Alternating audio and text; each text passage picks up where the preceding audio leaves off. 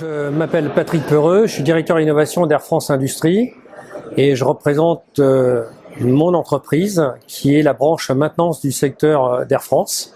Premier groupe, un des grands groupes industriels de maintenance aéronautique, le deuxième au monde. Et donc j'ai en charge l'innovation au sein de cette activité d'Air France.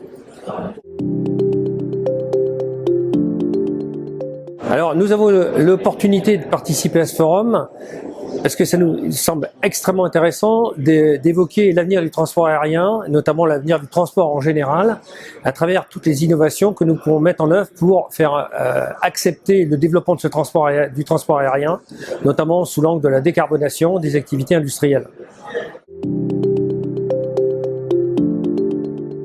Nous menons plusieurs projets. Typiquement, en ce moment, nous allons lancer dans quelques jours un grand plan de décarbonation des activités industrielles d'Air France Industrie. Mais depuis déjà très longtemps, nous menons des actions en faveur de l'environnement. Je pourrais en citer qu'une, sous l'angle de l'innovation. Typiquement, des actions de maintenance prédictive et qui permettent de mieux optimiser la gestion de la flotte et réduire l'impact environnemental en cas de panne. Typiquement, des actions aussi qui visent à engager l'ensemble des salariés de manière plus responsable en les sensibilisant, notamment à la fresque du climat, où nous avons formé près de 200 personnes cette année au sein d'Air France Industrie. Extrêmement important parce qu'aujourd'hui on sait très bien que si on ne fait rien, avec la croissance du transport aérien, les émissions de CO2 vont doubler d'ici 2050.